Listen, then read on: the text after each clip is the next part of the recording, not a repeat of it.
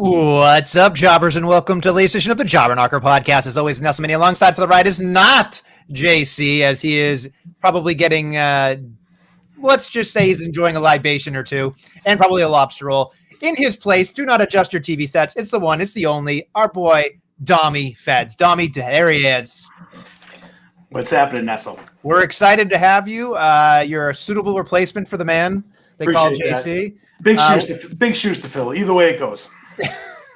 But we're gonna have a lot of fun here. We got Robbie, we got SmackDown. We can dabble in NXT if you so please. We don't have to. We've got some AEW, although with JC just says you were kind of allergic to that. Obviously, TNA had a big show over the weekend, which you do a lot of great work for us for the Jobber Knocker on TNA. So I'm curious your thoughts on that as well. But we always start in the shine. So I will say always in the shine, like Mandy Rose, as JC would say. Since you're the guest, I'll let you start if you'd like. What was it this week that you were really excited about or you enjoyed? So in the shine, I have obviously, I'm going to be a little biased here. TNA and AJ Styles, Slammiversary, big night for them, running together with NXT. We get AJ Styles. Looks like he's going to be mixing it up in the X division with Leon Slater. So that's kind of crazy because in WWE, on Raw and SmackDown, he's hanging out with the IC title and Rey Mysterio, Dom Mysterio, and now they got him with Leon Slater. So, two young and up-and-coming stars that are well on their way, and AJ Styles is right in the mix. So who's a better guy to be working with both these guys? AJ Styles. So good for them, and everything they're doing with NXT and the exposure they're getting from that is insane. Also, they broke a record, 7K, so it's not going to sound like a lot when you hear that. We were talking about before we went on the air. And honestly, it kind of surprised me too. I thought, over the 20 years, and this is going to come off almost like a bashing them, but I'm not. But think of that, like over 20 years, they survived just being in there with WWE, Ring of Honor, WCW, and WCW Ring of Honor now gone. And here comes AEW, this juggernaut that built on $1 billion, guy's back. And here's TNA still cranking out great shit, and they're breaking gate records. Yeah, they're getting help from WWE, sure, but that's impressive, man. They haven't gone anywhere. They haven't folded, and for that alone, good for them, because that's not easy to do in the wrestling industry, is to stay afloat like this, especially when you're not the number one or the number two. They never were. They were never the number two, right? So maybe they would have been number two after WCW. Before anything AEW. else, right? Yeah, before AEW. But then, that was a long time ago at this point. So right. Stoop's in the house and says AEW sucks. So there's that. Nice, thanks, Stoop. Welcome to the show, kid. So that's my shine for TNA and AJ. I have one other, but it's not that important. Okay, so I want to backtrack just 1 second on the AJ Styles stuff. For me, I didn't know exactly what was going to go on with AJ Styles. I was under the impression, of course, I was not, knowledgeable of what was going to happen or anything like that. I thought he was going to get involved with something instead of just coming out after Leon Slater's big victory over Moose, which surprised me as hell. But again, he's the youngest TNA X Division champion. He kind of put him over, and that was wonderful. He came back with, Gonna Fly and all that great, that we are, that song is terribly good in a weird way. Like it's a shitty song. What is it? Oh, so I couldn't even hear it. And I guess it was his TNA. I didn't remember that being his TNA. Yeah. When I started watching TNA, he was on the way out. So I really looked at the TNA to 2012-ish. I think he was the champ at the time. And he was on the way out the door to go to Japan. I see. So that's kind of where I'm not an old school TNA guy. Right? Okay. So that's where I kind of pick up on it. And then right before, you guys, 2019, I think that Slammiversary kind of brought me back to them a little bit, and they were having everyone return. And, that's where I kind of caught back on with them. But go ahead. Sorry. AJ Styles. I've been a fan of AJ Styles since the NWA TNA and the Fairgrounds days when they were on pay-per-view every week. That's awesome. That was Wednesday nights, I believe they were there. And wow. Me and Tough Doc Tony Spencer, he loved the Abyss. If you see Tough Doc Tony Spencer, you go, wah! With the Abyss thing, he'll go right back to you. There were some really shitty things, but man, I just thought AJ Styles was so basically his song was like, we are, I am. And he'd have the fucking hoodie and he'd do the fucking pose and do all this random shit and Christopher Daniels, Samoa Joe. So I I always loved AJ, so I popped for the song. I could have sworn he was going to do something. It seemed like he should have done something. Hopefully he does. I mean, his best buddy, Frankie Kazarian, is still there. You figure that's a safe bet, but okay, I didn't know they were boys.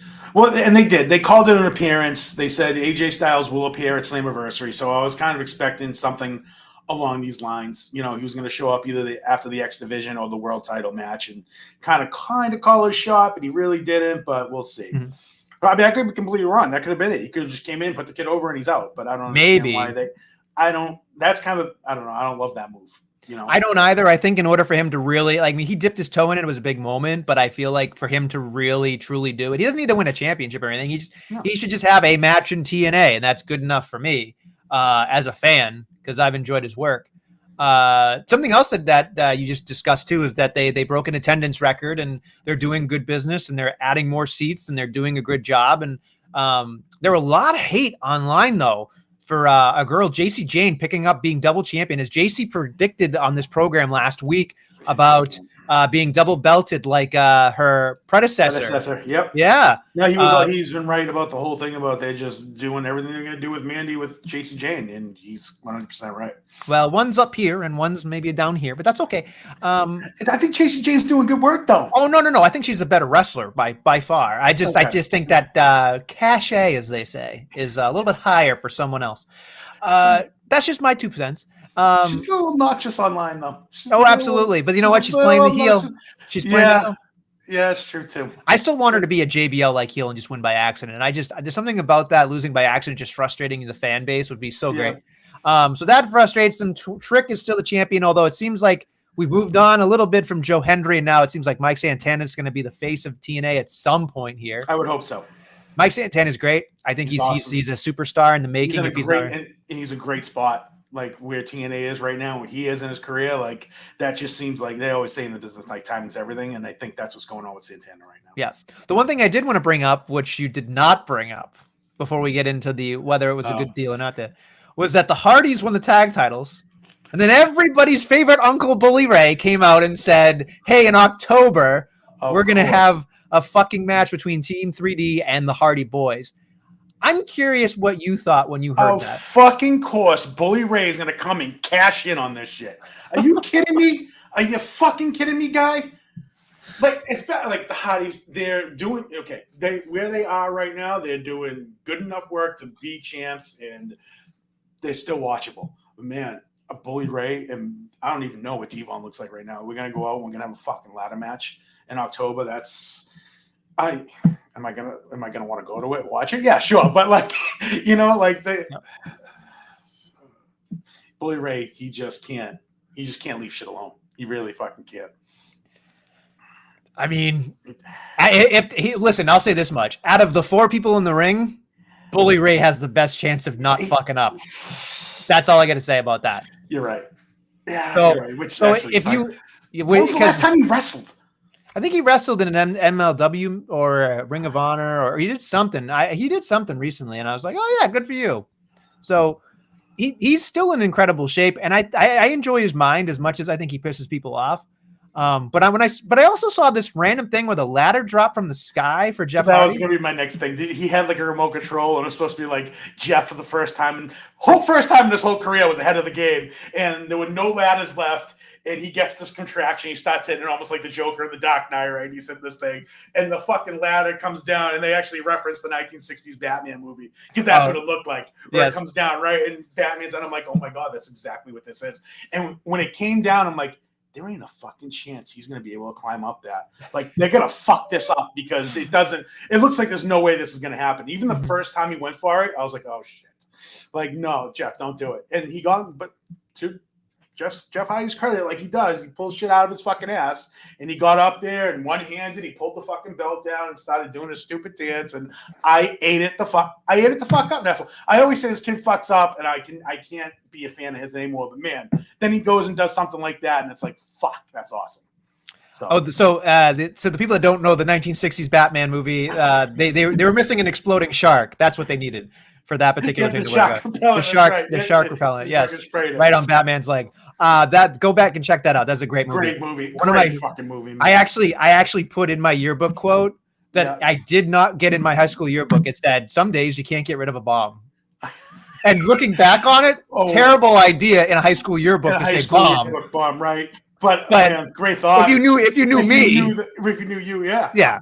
But and anyway, also, real quick, while we're on the subject, we'll probably make it talk about it again. Cesar Romero, the greatest Joker of all time. So just kind of throw that out there. Go ahead. All right. Anyway, this is way off rails here. No, I know that's a conversation related, but but listen, TNA is doing great. A lot of people upset over they felt like they wanted a refund. They didn't enjoy TNA's Slammiversary. My thought is look.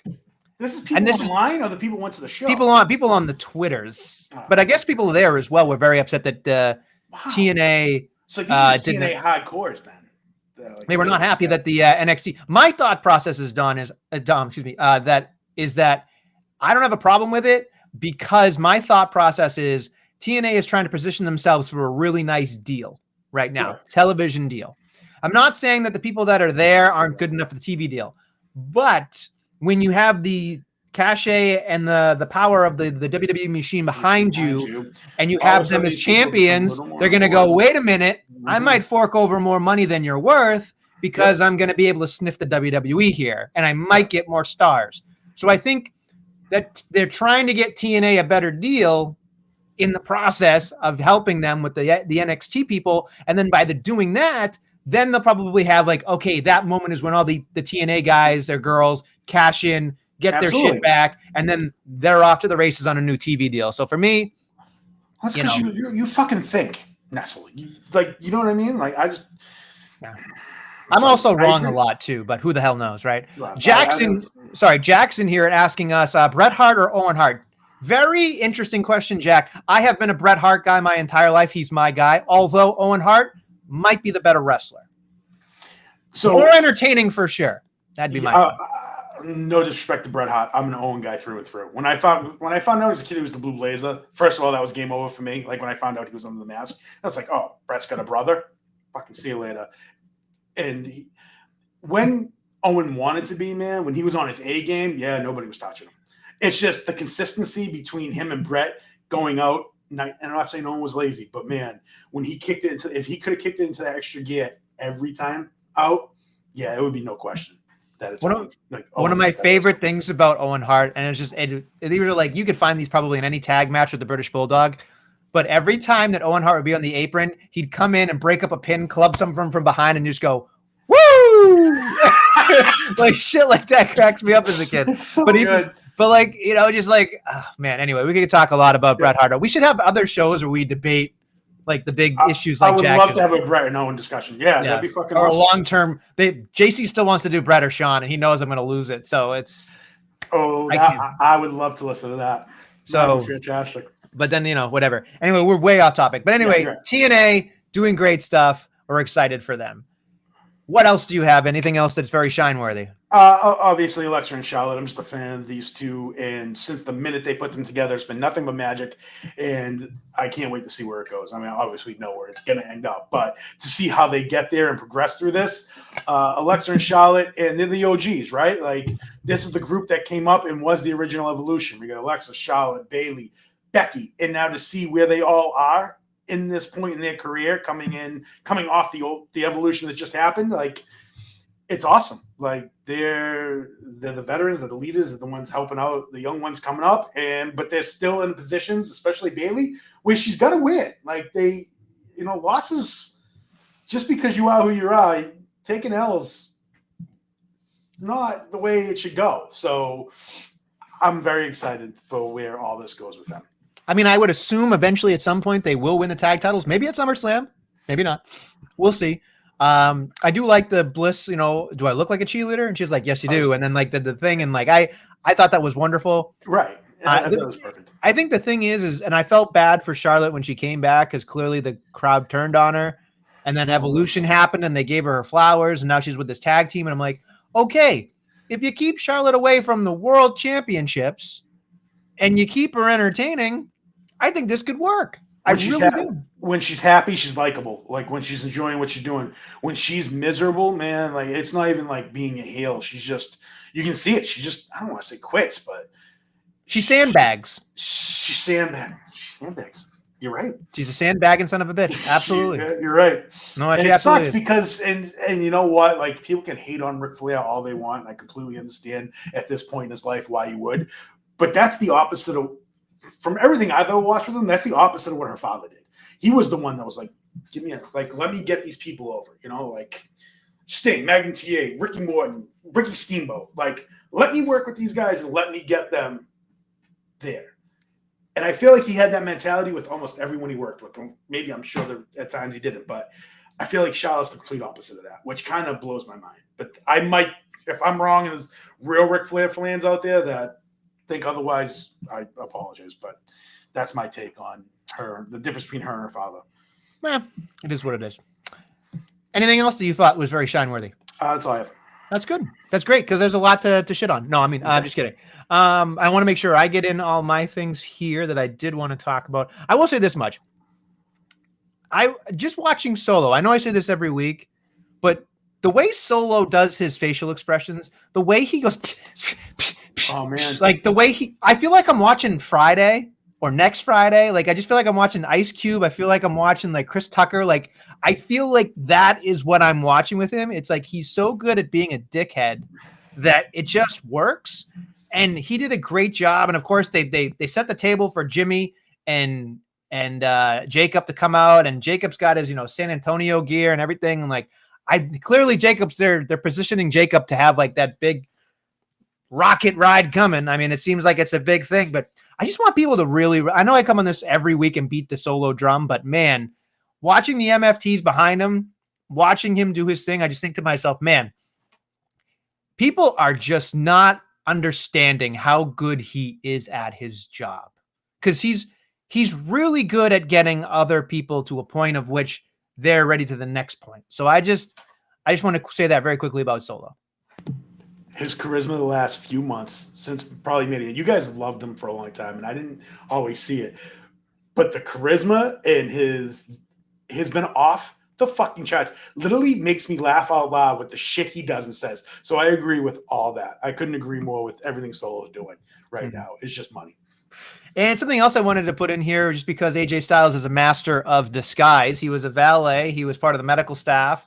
He was a janitor. And I think something else this week, he was going everywhere, doing everything. And I just kept thinking to myself, here's a guy that is phenomenal in the ring. A guy that everybody, there's no weakness when the bell rings. The only weakness I can think about is when AJ Styles kind of sometimes has a promo and he's just not necessarily there. He has been fucking just entertaining as hell the last couple of weeks, just like up Dom's ass and like saying shit. And then finally they're going to have their match at SummerSlam and it's on. And I'm really interested in a way that they could have, stripped Dom the championship and they could have just said, we'll figure something out. No, they waited. They were patient. They made it work. And they'll say like, okay, at SummerSlam, it's Dom versus AJ Styles, which I think will be a lot of fun. I think, whether AJ wins or loses, I don't think it really matters at this point in his career. I think he's kind of bulletproof in that aspect. But man, it'll be it's been a fun lead up. So I think it'll be a fun match. It's going to be an awesome match. Everything you said right there is spot on. And he wasn't always a great promo. In fact, like when he came to WWE, I remember being like, oh, fuck, that's going to be the thing that like keeps him from being a world champ. And then like, because like his promos in TNA, like I said, like when I was watching him like go out the door, like I was like, oh Jesus, this kid can't talk, right? And in the last whatever it's been now, Jesus, almost 10 years, like his promo work has got much better. But you're right, sometimes it still shows that like he'll misstep or whatever. But think about it. I think you're right. This is for Dom Mysterio. He in that title, like he's gonna need a big time win, right? He's gonna need a big time win to legitimize this reign. And who better to do it against than AJ Styles? And now when you look at Dom and after he beats AJ, it's gonna be like, oh, this kid really is an IC champ, right? Like I feel like that's what they want coming into SummerSlam. As much as I love AJ, I don't want to see him win here either. I'd like to see Dom, get one up on him, but however they do it. Fair enough. I agree. Something else that surprised me this week in my shine was that El Grande Americano can speak Spanish very well. And I was eating it up. I was loving it. I forgot that he was talking to Dragon Lee because Dragon Lee to me is not exciting at all. But that's just me. But yeah, I just thought it was wonderful because, man, it's so great to see how, Kaiser is putting that mask on and committing to the bit. I had I that in just my love notes. it. I said he's taking this seriously, and that's what I have in my notes, man. Like same thing. I saw the same thing. Like they come up to him like, "Oh, you're a fraud, whatever," because we know you're not a luchador, whatever. All of a sudden, they start spitting Spanish, and I was like, "There it is!" Like, bang, that's fucking incredible. And then like, but he was being silly in the ring with shit. So like in the ring, he always doing all the silly shit, and then when it came time to fucking go with someone, like he just turned it up, and I was like, "Okay, this is different. Like this isn't just a funny gimmick now." This is something serious. Mm-hmm. Well, I think Chad Gable did a great job with it. He did. I don't think either. I don't think either of them are too silly with it. And I think I really like the way Kurt Angle would be silly sometimes, and then exactly. I'm going to turn it on and be a killing machine. So exactly, yes, those are the people when you can be both sides of the spectrum in the same thing. It's money. It's absolute money. Agreed, 100%. Let me see. Anything else? I think that's pretty much it before I get into the well, we didn't talk about the beginning of Raw or the end of Raw, but I am curious if that's more heat worthy, and obviously the ending of SmackDown as well. But the beginning of Raw is a little heat worthy for me. All right, then get them up my TV, get them up my TV, get them up my TV. You can choose your own adventure, Dom. I'll let you start if you like. I got thoughts, but go ahead. CM Punk is a fucking shell of himself on the microphone, in the ring, even on commentary. Man, every time I see this guy, I'm like, what the fuck is this? What, you got nothing. You got no fire when you talk. You're not selling me on the match. You're not selling me on you. Gunther sold me on him and Gunther. Man, when I see Punk, he's just out there walking through the motions. I love him. I love the guy. But this isn't even the guy we got in AEW. It's not. He's just cashing in, coming in, hitting, playing the hits, and leaving. And that's not what CM Punk does, man. Like, I'm waiting for him to say something to be like, "Oh, you just struck a fucking nerve, and now I want to see this match." And he hasn't done that since he's been back for me. I'm sorry. Go ahead. No, I actually wrote in here like it was an okay promo. He's like, but Punk was like, typical babyface. I can win with your help. I won't quit. All that stuff. And then Gunther came out and said, "You're not the best in the world, and I am because of the results." And I was just like, "Okay, that's fair, and that's wonderful." But then, like, I was hoping for like a fireworks display here. I was hoping for something to really like, whether it was verbal or physical, doesn't matter. I was hoping for something, and I was like disappointed. And I'm like, you guys only got 2 weeks, and like, I'm not necessarily excited by it. I don't know. It's just it's weird because there's a logic in my brain that thinks that CM Punk and Gunther is going to happen, and Seth Rollins is actually not injured, and he cashes in. Like, that's still my thing in my head. You might be honest. They haven't given an official diagnosis yet. Anyway, no, they won't, because like I said last week, he said the week prior to that, 2 weeks ago, he said he was working on Plan B. Yeah, I think you might be onto something with that. And I just think that, and honestly, here's my thing. Here's the thing. We give a lot of shit on this program to Seth Rollins. We obviously know that he's an incredible athlete. But if Seth Rollins pulls this off as a fake injury, to me, this is like Andy Kaufman level of commitment. Yeah. You know what I mean? Like, just committing to the bit. And I think that's what he needs, because up until now, he's been slotted as the guy. He's been slotted as the person you build the show around. But as JC and I have talked about ad nauseum here, that you're just not Roman Reigns. You're not John Cena. You're not Cody Rhodes. It sucks because he does everything else right, but there's just something in the equation that doesn't work. It's his promo. It's his promos. He, like you guys said, he's tough to listen to, and that was never like the Authority Rollins wasn't like that. I went back and I've even watched this stuff recently. He was a whole different guy on the microphone. Like, he found this character now, and it's like he has to have these long promos that just are fucking boring. But the thing about Rollins is, in the ring up until this injury, man, I feel like it's been his best work in the ring in years. So, like, that to me is what killed me more, seeing this injury happen, if it's real, than anything else. But you're right. He's not the number one guy when he gets on a microphone, and he's not going to really sell you on a match either. Moving on. We can either talk about the end of SmackDown or the end of Raw. You got to remind me of what the fuck happened. Okay, the end of Raw was the Paul Heyman and Goons and Roman Reigns. Let's go there because that's fresher in my brain. Okay, so we have them talking. Roman Reigns cuts everybody off. Massive pop, big pop. Pop don't lie, as we say on the program. And of course they come out. He calls him a dumbass. He was trying to say he was part of the team. You come, be on our side. That didn't work. Of course, I don't know what happened with Braun Breaker there. He couldn't control himself. He was just all up in the business there, and they were positioning him big time against the big dog. Or I guess he is the big dog now against the. So, what was your take on Breaker? Like throughout that whole segment, even when he wasn't saying anything, he was kind of like moving around and looked at. Like, what did you think watching him throughout that segment?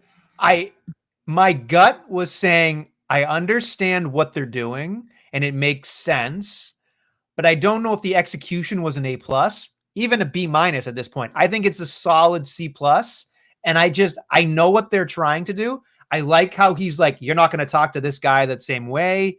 I liked that he's kind of a meathead, but he's super intelligent too. But it's just like, I wouldn't necessarily think that Roman Reigns is when you go up against Roman Reigns in a promo, there's still, I feel like you're not going up at like an insurmountable odd like you would be against a John Cena, or you would be going up against a Cody Rhodes, where they can kind of like take all your shit, turn it around on you. I don't get that feeling with Roman Reigns. I mean, he's a good promo, obviously. He sells tickets. He's got an aura. Everybody loves him. They put the fingers up. They acknowledge.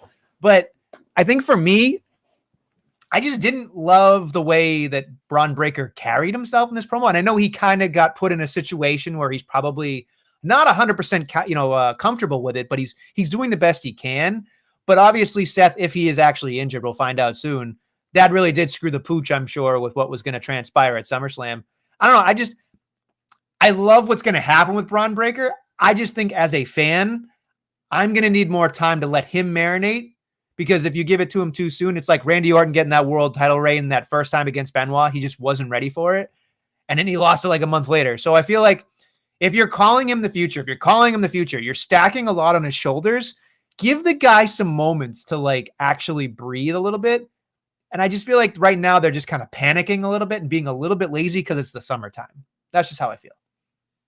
I mean, I'm sorry, I agree with you. I want to argue with you on shit, but I mean, same thing, man. Like Braun, like I was watching him the whole time, and I'm like, oh, he ain't ready for this. Like the way he was acting, the way he was pacing, the way he was looking, and then when he got on the mic, and Roman said it. Roman kind of gave him that Cena treatment that Cena gave to him. We was like, it's promo, kid. You'll find it, right? Like Roman says to him, I didn't hear a fucking word you just said. And I didn't either. Like, I must have started scrolling. But then when Roman said that, I was like, wait, what the fuck did Breaker say? Like, I don't even know. I would, and I didn't even go back and watch it. And Roman said that. I'm like, that's it. Like, for me, that was it right there. Like, but he could have helped him out. He could have helped him out. But he said, I didn't hear a word you said, which kind of fucking pisses right all over him. It did. But Roman had that happen to him with Cena. So when I heard that, I was like, oh, okay, that happened to him coming up. He just gave it to Braun Breaker. So that I saw it. I thought that was pretty cool. But like you said, they're in a tough spot, and I was not expecting Breaker to step up to Roman Reigns Monday night, last night. Not at all. I think the thing for me is even if Seth Rollins is still around, Seth Rollins and his goons against Roman, and if it was both Usos or Sammy and Jay and Roman, I don't think that's like a blockbuster thing for me. I think Roman Reigns being at SummerSlam is a big deal, but I don't like, to me, I think that tag match is not a marquee match for me. Roman and Jay versus Braun and Bronson Reed. Yes. Yeah, that's not a main event. That's a tough sell, man. Especially at SummerSlam. Yeah. So I think it's difficult. That's like a main event match. Saturday night's main event. Yeah. That's fine. But for it's not. I mean, maybe they'll put it on last for other reasons. I would like to see Gunther and Punk, and then of course Cody and Cena on there as well. We'll translate over to Cena very quickly. Okay. He comes out and he says the whole thing. I'm sorry, I can't make SummerSlam, acting like a coward. Even though I think the crowd was kind of booing Cody at the beginning, which it is what it is. Cody's pretty good about saying, "Give me that Texas welcome," and I thought he did a great job turning it around. His dad was a cowboy. He gave me a cowboy welcome. I was like, okay, like. That dude's ready no matter what the situation is. He is prepared in every situation. And I think that's the sign of a good man. But of course, Cena has the coward's way out, can't make it. Cody's trying to do whatever he can, but it's just the whole, like, I'm not going. He attacks him. It's kind of a heel thing to do.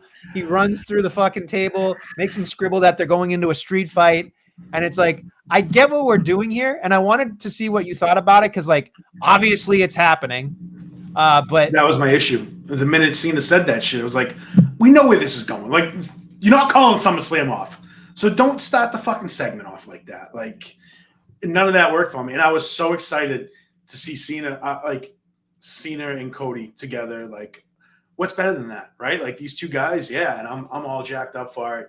And then like, I get what he was trying to do, like the Netflix movie, and I get this and that, and yada yada yada. But I already want to change the channel because what's going to happen? Yeah, like that's how I felt about it.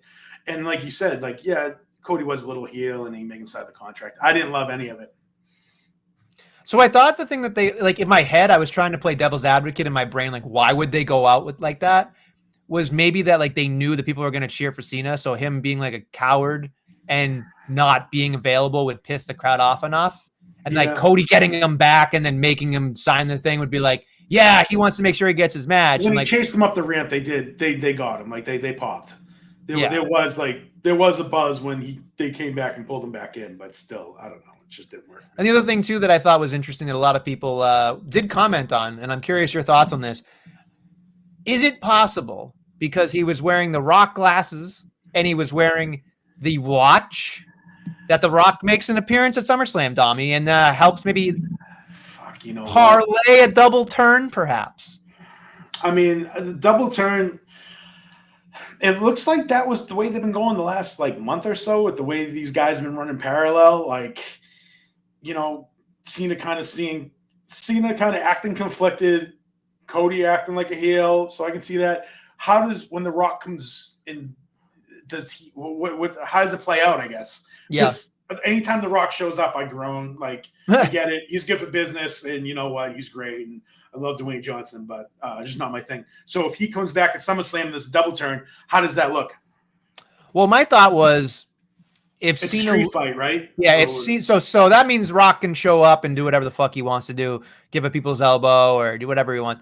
I think it's really interesting to me that like we're in the crunch time. We're about halfway there, I think, for Cena. I think he's only got like 17, 20 dates, something like that left.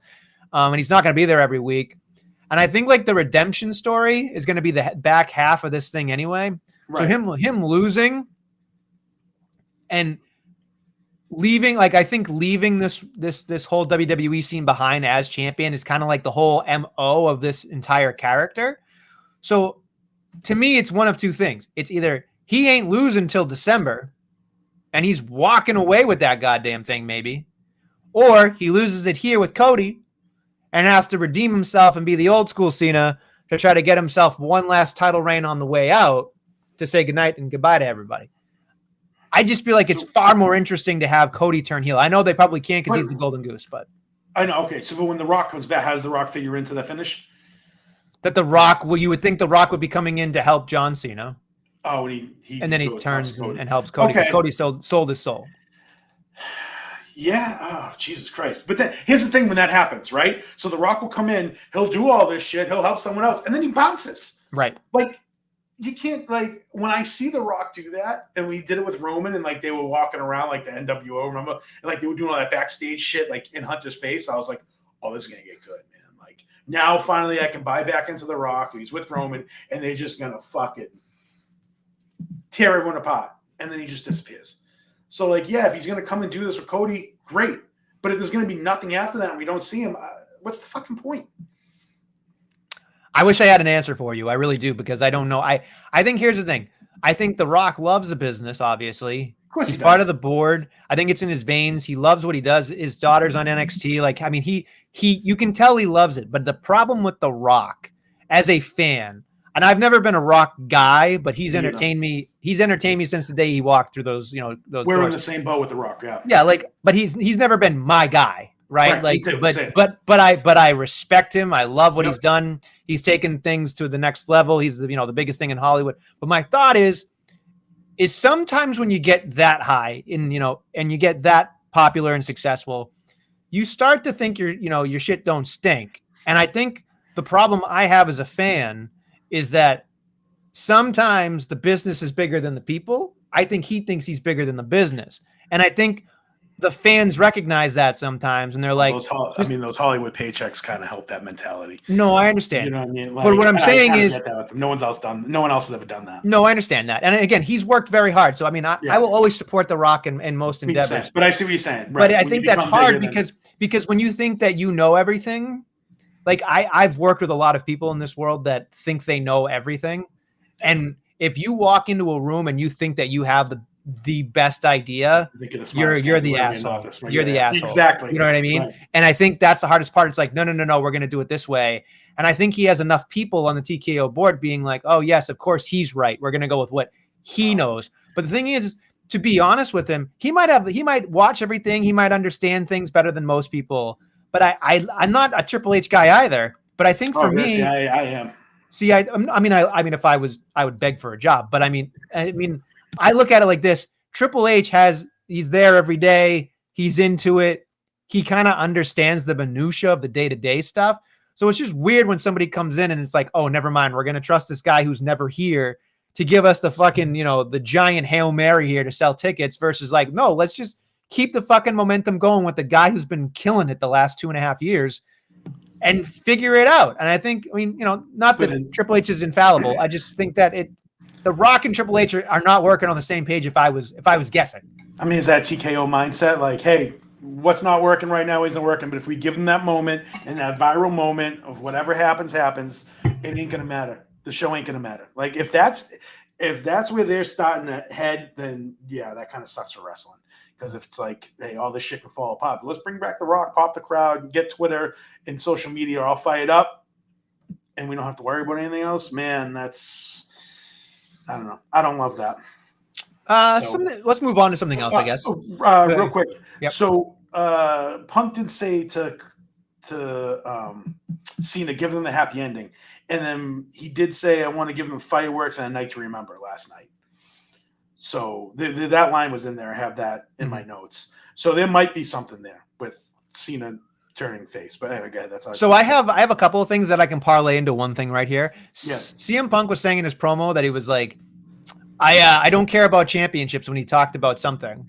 Then he said he did care about championships. Now it's the continuity is through the fucking roof. On top of that, right?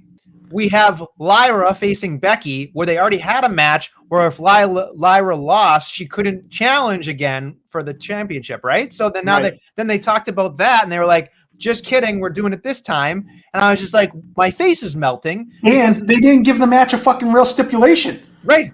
If they said there must be a winner. They didn't say no DQ, last woman standing. By the way, they're all the same fucking matches, right? I quit. Like, it's all the same match. And they already have one on the fucking card. So maybe that's why they didn't do it. But they did. They snuck that in there too. So if Lyra loses, she can't wrestle for the title again, but there has to be a clean pin, is what I got from that. I don't understand it. And then on top of this, I think this isn't the worst scenario, but I just feel like you lose credibility, at least for me as a fan. Like, it's kind of like, what the fuck are we doing here? Which was Sami Zayn just magically comes back, even though he's not 100%, even though they were like, 2 weeks ago? They were like, he's out indefinitely. And they like made a big deal about the spear and Braun Breaker. And then he comes back. Yes, you can say he came back too early against doctor's orders. I get that. But you can't give the guy like a fucking month. You can't give a guy maybe 2 months. Give him the summer off. He's very hardworking. Sell the spear. Sell the that this whole group is a big fucking deal with the Tsunamis and the fucking spears. Do that. But the fact that the guy comes back 2 weeks later, it's like, okay, I guess that spear isn't as haunting as it seems. That tsunami isn't that fucking bad. So this is on me, and I should probably pay closer attention. Raw is a tough watch for me. I'm more of a SmackDown guy. It might be because it's Friday night, end of the week, so I'm all jacked up to watch it. Raw, whatever. So I had that in my notes. Did they even build to Sami and Cross? The next thing I know, I look up and they're in the ring together. And I forgot all about that, what you just said. So like he was supposed to be out indefinitely. And now here he is with Cross with really no build throughout the night. Did anything even happen? Was there no? So last week there was a promo where Cross was like, "When you come back, you better tell the truth." So at least there was some connective tissue with it, but I didn't love it. Nothing last night. They just kind of it's just he kind of showed up, right? Yeah. Okay. And so then Cross won. He's bloody, making a mess and kissing Scarlett with blood, which was like a great visual. And I'm glad he fucking won. But like, man, it's so hard. It's just like I'm not asking for much. I'm just asking for people to stick to the logic and stick to the continuity, because when you do that, you insult my intelligence as a fan. I'm just like, well, what the fuck are you doing? Like, you're just mailing it in now. You're fucking mailing it in. Yeah. And this week, definitely, like you said before we started hitting record, it did feel like a little bit of a mail job here. So it did, especially we're coming off a great those last weekend. So it was 2 weeks ago, but yeah, still, like, you should be riding high off everything that just happened.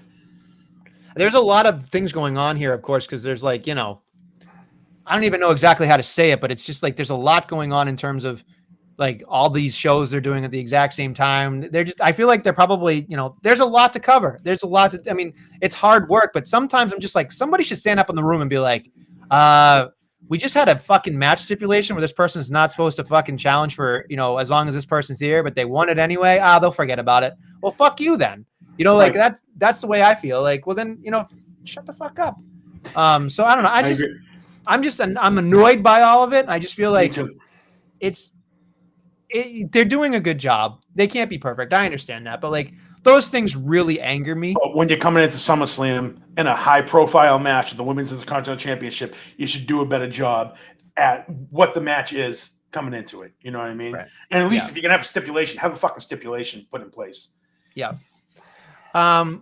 Something else that really just kind of just shitty. I didn't know it was just like, there's the Wyatt 6 again with a promo, and it's just like, man, what a fucking 180 that thing turned.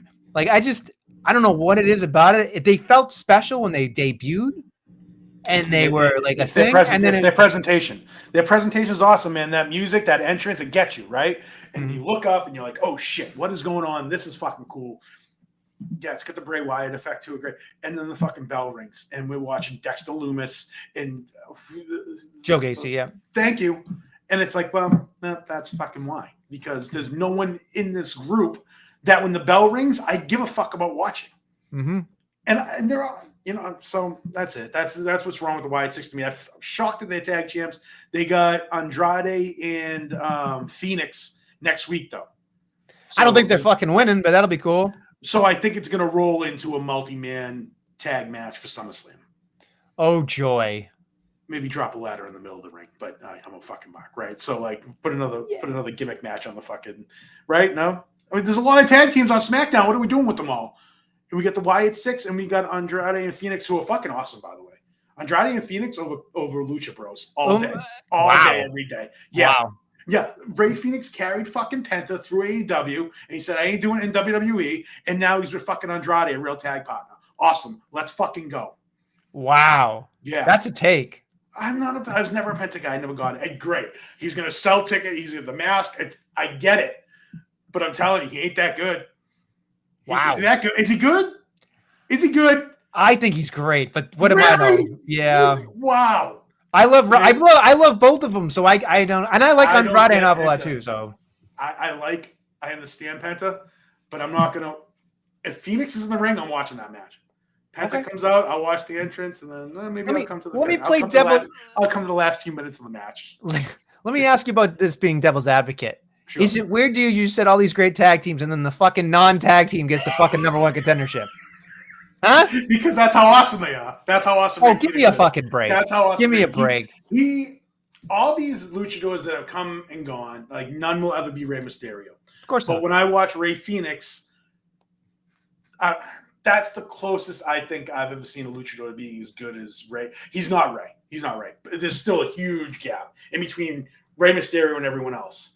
But for all the Dragon Lees and the Sin Caras that came before, Ray Phoenix is the closest thing you're going to get to Rey Mysterio in my book. No. See, I would tend to take everything you just said, which was wonderful, and replace Phoenix with Penta. Fuck. Wow. No. So here's why. It's because it's coming from you that it's the only reason I'm going to go watch a fucking Penta match. So here's my thing. In terms of selling the fucking merchandise, the masks, it's going to be Penta. It's just like Rey Mysterio. Yeah. You know what I mean? Like, no one's lining up to get the fucking Dragon Lee fucking mask. You know what I mean? Sorry, they're just not. Yeah. And like, maybe if they push Phoenix a little bit, they will. And maybe that's it. But I think here's the thing. Rey Mysterio came in a time where nobody understood what Lucha Libre was in America. So he's like, That's ipso facto fucking default luchador, like in a way. And you're right that no one's really touched where he's been, because the way he connects to an audience is kind of second to none. And I think for a masked wrestler to connect in a world like that, that's why I think Penta's closer than Phoenix, because Penta has the walk, and he does the little zero miedo with the kids and shit. And I just think when you're thinking about connection to the audience, I would think that Penta is closer a hell of a lot more than Phoenix, even though I link Phoenix in the ring is way more fun to watch. If I had a fucking hat, I tip my cap, because that makes perfect sense. I don't want you to eat your words. I'm not eating my words, but you made sense, and I fucking hate you for it. This is what happens when JC's not here. I have to be the fucking traffic cop and adult. It's awful. At least when JC's here, we can just he can be the voice of reason. It's terrible being the voice of reason. No, I'm joking. Of course. I guess we can move on to other things. I forget if I was going to talk about anything else, but something else I wanted to bring up very quickly. I don't know if I'm nervous about this or I should be excited about it. Carmelo Hayes, not with the Miz anymore, and doesn't have the awesome Andre the Giant medallion anymore on his necklace. Oh yeah, what the fuck? Where's Miz been? He get hurt? I don't know, but it's just that was Money in the Bank between those two. I don't know. I feel like Triple H just is like, you know what? Miz, go over here, and then locks the door and says, "Don't come out." It just feels that way. I don't know. And Mello was him and talking to Priest, but that was it. Priest. By the way, you were right about Priest and Aleister Black. Man, they should have been a tag team and then did this. This is another thing with WWE, what they're doing right now. They are just leaving shit all on the table. Like they had something there with Priest and Black where they could have gotten a few months out of them, and now they just hot-shotted right into a feud. So maybe there'll be a tag. It's going to be awesome, but you had me so excited about that when you said it. And then maybe they can be a tag team after all of this. I don't know. Yeah, they just seem very similar. I don't know. Maybe this is a good feud that we can all get behind. So I don't know. I'm excited by it, but the Mello thing kind of hurt my feelings a little bit. I'll be honest with you, but yeah, no, I get that. That's true. I completely forgot about him in the Miz. I think that's pretty much it. Besides, of course, JC would be very upset if we didn't talk about how great Sheamus and Rusev was. But again, anytime that these two fight, it's a Rusev. Ooh. Bro, I'm sorry, JC. Love you to death. We usually agree 9 out of 10 times, maybe 8 now. But Jesus Christ, Rusev is fucking terrible. Comes out with that stupid entrance and the scream and the yell. You're not even big anymore, bro. Like, knock it off. No, I don't. No interest in Rusev. I am curious. Can you expand upon that at all a little bit more? Like, is it just a moveset? Is it a feeling? Like, what is it? I just never been a fan of those type guys, even like Samoa Joe, like as much awesome he is, but I mean, he's no Samoa Joe. But no, there's nothing there. Like, what's he do? What the fuck does Rusev do that you want to watch in a match? What's he do? I mean, he match goes. Exactly. Next. I think you're kind of turning me a little bit here because, like, Rusev, I had since day one. I never understood Rusev. Never understood him. I mean, this isn't a new thing. He's a meaty man. He is, but I'm all set. I do love a good Sheamus match. So it's hard. So yeah, I mean, great. You're kind of turning me a little bit on Rusev. I'll be honest. Watch the match next time. Find me something that highlight worthy in a Rusev match next time you watch it, and I'll fucking. I mean, he hits hard. Pay attention. Great. So fucking what? So didn't Buzz Sawyer. Who the fuck kiss? Like, you know what I mean? Like, okay. It's a take. Grayson Waller with the New Day. Yeah, it doesn't fit. Doesn't fit. It's funny because when the New Day came out, I was like, man, what's going on with these two guys? Like, I almost texted you, like, what's up with the fucking New Day? And then that rolled right into the finish of the match, where it was like, they lost, they go back, they're talking, they're like, what the fuck is going on? And then Waller walks up, and they're like, okay, bud, whatever. But it's like, now you're like treading lightly, because if you kind of fuck this up with Waller, now you're a real fucking joke, right? Like, well, I think Waller hasn't been really relevant. The other thing that I was thinking about too. Saying. Why would you pick that pairing then? Like, you gotta have something in the works. They gotta give him something, because they're not doing anything right now. If they're gonna hit the skids with fucking Waller, man, are you just making a higher hill to climb back up? My other thing too is that it's happened a lot less in the WWE since Triple H has taken over. There's not a lot of Miz TV or Waller Effect segments anymore.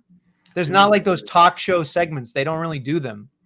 Maybe it's because they're more reality based with Triple H. I don't know. But I always thought those segments were great because I think they just added a little bit of a panache to it, like just a little bit of something. Because now it gets your attention, like, oh, something's going to happen, and then they take a while. The only thing with the Waller effect was they took a while to get there. They took a long time to get to where they were going with it, and I think that's what hurt the Waller effect. But when they finished it up, it usually ended up being pretty solid, and that kind of rolls into my comeback. Well, we'll wait there because we still got to do our hope. Sorry. All right. Yeah. Is there anything else, or would you like to get hopeful? I guess is my question. Is there anything else? I think that's it. Yeah. Okay. All right. Anyway, let's get to our hope. Glorious. You're my only hope. Would you like me to go first?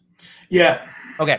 So I don't know if you were watching closely, Dom. You did say that sometimes one show is easier to watch than the other. For me, SmackDown is. But like I said, that could just be a me thing where it's like Friday night, I'm all gassed up and ready to go. By the time Monday hits, I'm like, get this fucking over with, and I'm going to bed. Okay. So, yeah. But I actually feel the opposite, but that's okay. All right. So something happened on Monday night there, Dominic, that I do want to bring up. On Monday night? On Monday night, yes. There was a promo backstage that I got uber excited for, which was, there was Io Sky, the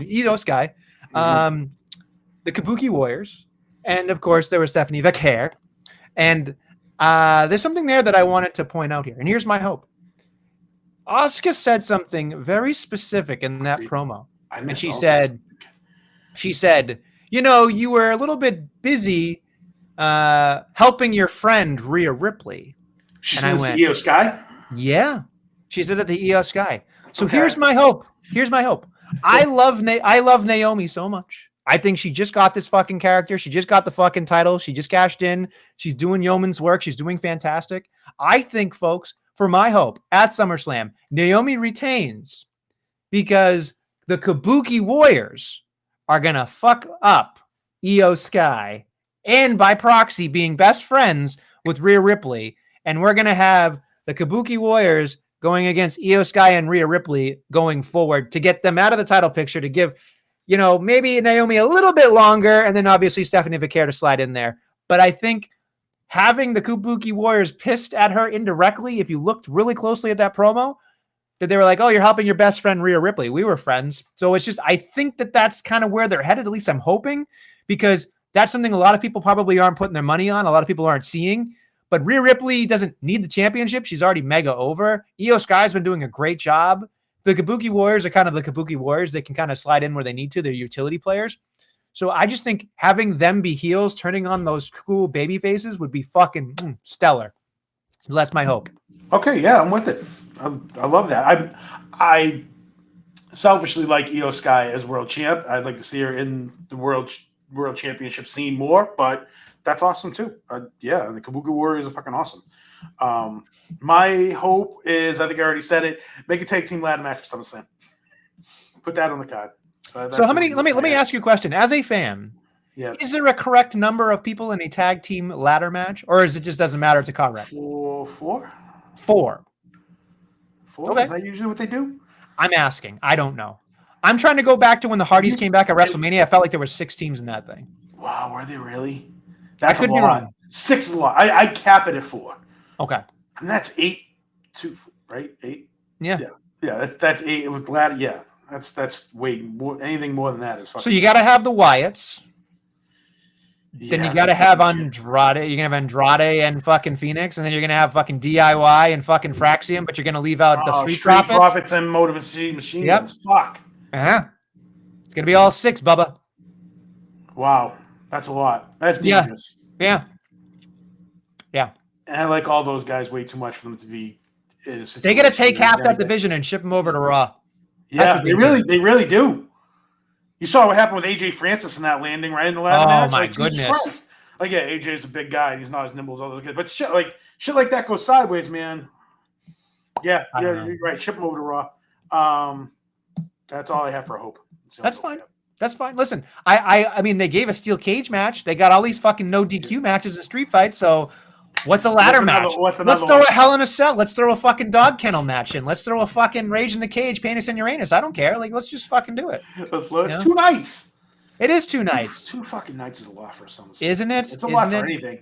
Do it with the Royal Rumbles in Survivor Series when you have the same fucking match you're putting twice in one night. Instead, that's the show you fucking split up when you have Women's Royal Rumble one night and Men's Royal Rumble the second night, or whatever, vice versa. I don't give a fuck. I don't know. Here's the thing. And the same I don't think the women. The same thing with the War Games. Sorry, I don't mean to cut you off, but No, I cut you off. But go ahead. No, that's what I'm saying. Like, I don't think people care about the War Games matches enough. I don't think people care about the War Games. I'm a fan of them, and it's a tough watch because it's a long time getting there. They got to cut that shit down. My thing is, and this is a whole from the NWA, WCW to days. The match doesn't fucking start until everybody's in it, which I think is one of the things that I understand why they do it, but to me is 45 minutes of fucking masturbation until you fucking get there. It's unfucking real. Yeah, it's a lot. It is. I agree, and that's one of those caveats that I hate that. And here's another thing too is I don't think having the Women's Royal Rumble main event is a big enough reason to sell out a giant stadium. And I think that's part of it. You know? Really? I don't think so. I mean, if you put it into 2 nights, you're going to need to put something else on that show. You don't think Women's Royal Rumble can main event a night one Royal Rumble? I don't believe so. No. Even after Evolution? I don't think so. I mean, I think people are conditioned to enjoy the Royal Rumble, but it's also WrestleMania season. So I feel like they're trying to maximize their minutes, but they're also trying to do something. I don't know. It's hard. Two it's very a lot. And then you only can have 2 matches on the card. How many matches do they have now? Okay, Royal Rumble 4 or 5, maybe. Do they really? Is that 2 many? Rumbles, maybe a tag match? No, I'm talking in between the Rumbles. Oh, sorry, probably 3. That's crazy. Because the Rumbles by themselves are at least 90 minutes. Right. So there's 3 hours right there. That's what I'm saying. You're splitting up SummerSlam, but you're not splitting up the Royal Rumble. I just don't get it. I'm sure we'll get there. Yeah. All the 10-pole events will be there. I would think the Survivor Series is the very last one that they would even bother doing. Yeah, because the War Games might go away. People are already exhausted with it. I think they tried, the concept because Survivor Series itself has kind of been like a It is, but to do it yearly, it has to be a special. It has to be a special attraction. You can't do that. You can't do a War Games match yearly. They find a way to do it. They've done it every single year. The last 3 or 4, right? Yeah, I know. You're right. I want to get back to your comeback. It was. It's kind of stupid, but I loved it. Bring back superstars on late night TV talk shows. There you go. It's fucking that shit with Jelly Roll and Logan Paul, Randy Orton. It was awesome. It brought me back to seeing Randy Savage and the Ultimate Warrior on City Hall. You know what I mean? That shit's fucking cool. That's how you're gonna grab an audience and say, "Oh, what the fuck is going on here?" People that are watching late night talk shows, they might not be wrestling fans, but that shit happens. You see a guy like Logan Paul, "Oh, what the fuck is going on here?" That'll get people to watch. So more of that shit. That's my comeback. Oh, and people going nuts over Kiana James on main event. Apparently that was a big deal. Wow. All right. Yeah, people were loving it. So because she's back, show, I guess. Yeah, I don't know. Flotation devices, perhaps. I don't know. Yeah, but no, people were going nuts over it. So it's fine. It's fine. Good. Okay.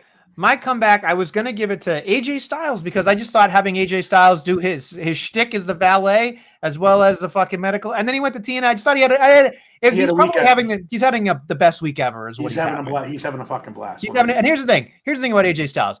I'm not saying he was dead in the water, but it felt like he was treading. He was stuck in neutral. And 100%. I think going back to TNA has reinvigorated him in a way that I feel like he's always been great. He's always been phenomenal, pun intended. But it just feels like they didn't really have anything for him. They don't really have anything for him. But he went there on Sunday night, and you could feel that he actually he felt something, right? Yeah. So I think that's the real issue for me. Is did you see the way he got out of the ring at Slammiversary? Yeah. It just the way he looked at the ring, it's just him being a pro. But something as small as that look to the ring, I'm fucking back. I'm back. I'm back. I want to get back in that ring, and I'm excited to do this. And you read it on his face. It was one of the most perfect facial expressions I've seen him do in a long time. So I agree with that. Yeah. I honestly hope he takes this opportunity and really does something with it, because if he doesn't, it's a missed opportunity for a lot of people, because I think everybody can learn from AJ Styles, whatever show you're on with him. And I think just watching him do the promos, watching him do the TNA stuff, I think he's one of those guys that he's very special. And I think a lot of people will not really understand how good he truly is until he's gone. So Right. That's my comeback. I agree. Awesome. I love it. Time to the big old finish here. I have to look at. Do you have any? I got some stuff for you. Yeah. All right, let's do it. So, well, Jesus Christ. You said you got it, and then you didn't. It's Hangman. I just gotta find it. It's at the end of my notes. I've got some stuff, but go ahead. Hangman and Wheeler Yuta for AEW. I saw. Oh, for fuck's sake! Yeah, I don't understand why. Tony Storm, Billy Starks, and Ember Moon was on the poster as well. Athena, excuse me. That's all I saw for AEW, and I don't understand what. Hangman versus Wheeler Yuta, the fucking Muppet, unfucking believable. I mean, Jesus. AEW Christ. really is a fucking mess, man. Like I hate to admit it, but fuck, they're bad. I don't know. I think the hardest part is like people are saying all these different things about their momentum, and they're doing, they sold out the sold out. They had like 27,000 or whatever, which is a huge fucking number. Congratulations. Great reviews. They do. They have. Like, I think we were having this conversation in the chat. Like you watch a Dynamite, and the backstage stuff, and the stuff they're doing to build the feuds isn't bad. And then they have these meaningless matches that belong in Collision, and the show isn't flowing right now for me. Like, and I love watching it. Like, good, bad, indifferent. I don't care. Like Wednesday night, I love coming home watching AEW Dynamite. And the last couple of weeks, they've been choppy at best. Yeah, I don't know. I think they're doing the best they can, but I think they're not getting out of their own way because they definitely need to understand what they can do. And they just, if they just waited a second, if they just took a second and thought about themselves a little bit more, they'd be even better. But I think the thing that I always say is like they think that the WWE is a parody of wrestling, which I understand people's logic with that this is kind of like the Disney versus, something else. Yeah. But for me, I look at it this way. I've never sat through a match and been like, well, that guy's or that girl is fucking awesome in the ring. I'm going to support them, and I think they should have the world title. That's not for me. I think what gets me, and I think a large group of an audience, is having compelling things on the television. Right. You have your MJFs, that guy's compelling. He's the best thing they've got besides Tony Storm. Again, super compelling characters. Right. They have people.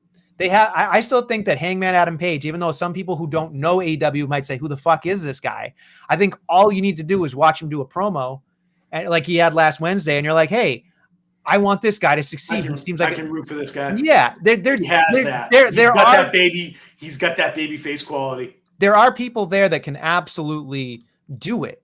But the issue they run into is they like you said, they pollute everything with these meaningless matches that it's just like, I'm sorry, but I don't give a flying fuck. Anytime I see Mark Briscoe, I don't give a flying fuck if I ever see Wheeler Yuta. Like, and Briscoe I like, but go ahead. No, I agree with you, yeah. They can't help themselves because they don't do enough of a job to like make you care about what the hell I'm watching. Like that's, to me, the biggest problem is what are we doing next? Like, what are we doing next? And so I have a quick question about that. Like the Bucks and Swerve and Ospreay versus the Bucks. The Bucks lose, they lose their VP. Right. I was under the understanding, this could be a me thing, that Swerve and Ospreay were taking over as VPs if they won. Was that not the deal? No, I don't think that was the deal. See, I was excited to see like when we come back from the pay-per-view and then like Swerve and Ospreay like, tearing down the office and making it theirs. And like, that's where my mind went with that tag team match. But that's also me. That's on me then for misinterpreting it. But I thought that would have been great, man. Like Swerve and Ospreay kind of running shit for a little bit. I don't know how you work that, but like, at least you can do some fun shit with it. I thought. Right. But it's tough. It's very, very tough because I think like we've talked about, AEW has the people that are great at wrestling, but like we've talked about, wrestling is never going to be the whole reason people show up. They want to be entertained. You know what I mean? Like, and this is the only thing I can compare it to. You can watch somebody who's incredibly good at what they do. Like you can go watch a guitarist play. You can see an artist do something, but you don't grab the masses by just doing the skill. You do the masses by having a charisma, by having a connection. And I'm going to say this. people still don't know who half or maybe 3/4 of the roster of AEW are. And I think that's the problem they're going to run into. And the only people that they know are unfortunately ex-WWE people. If you're running into that problem 6 years in, I don't think you're ever going to fix it, man. Well, I don't think they want to fix it. That's crazy. Well, then after everything you just said, then you're going right down the shitter. Like, if you know what I mean? Like, but it's still working because there's still people are still buying their pay-per-views, I guess, and right. They're still packing houses. But it sounds the way you just put that, and the fact that they're not acknowledging it and not trying to fix it, that's a recipe of fucking disaster. But who knows? That's just. I mean, it's a lot easier when you don't have to worry about the bottom line. So, at some point, you have to. Like, you can't have that much fun. I mean, do you know how much money they have? Do you know how much money they have? Come on. Yeah, I know Saquon. And God bless him. Like, I can't shit on, like, the way his story is incredible. So good on him for where he is at. Like, he worked for all of that, and that's awesome. And his kid's just being a fucking idiot. So whatever. I will say there's a lot of good things they do there, but I understand wrestling is important and people want to have good matches and people want to have things, but like, there's a lot of people who still shouldn't be on television that are, and congratulations to them that they are. But unfortunately, you're seeing the warts happen instead of like doing live events, figuring out your craft, and then applying it when you're ready to be on television. They don't necessarily have that model anymore. So it's tough. Yeah. And it's surprising too, with the amount of, like you said, there's ex-WWE people there behind the curtain and in the ring. So the fact that nothing's changing, that's interesting to me too. I don't understand that at all. All right. Well, I think that's pretty much it, unless you have anything else you want to talk about. No, I think that is it. NXT, I don't think we touched on that. I get a chance to watch it. So, well, right now it's happening, and it looks like we see The Undertaker and Trick Williams, as well as some other cool stuff happening. Oh, yeah. So tried to take a signing off on Trick tonight. That's pretty cool. I saw that Ethan Page had a very nice North American championship that now has a Canadian strap. So that's something to look forward to. Love that. I love Ethan Page. Ethan Page and Ricky Starks, Ricky Saints, whatever his name is now.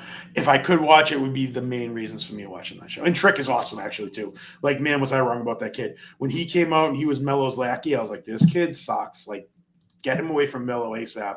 And now it looks like he's going to be the biggest star of the two. He's fucking awesome.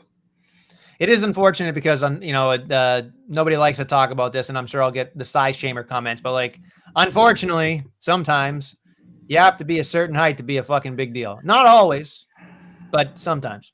Yeah. So, it's unfortunate. All right. Well, I think that's pretty much it, Dommy. And I appreciate you stepping in big time for us. And I'm sure JC will have I'm sure JC will have a lot to talk about with you. Okay. So just be prepared when he comes on the program.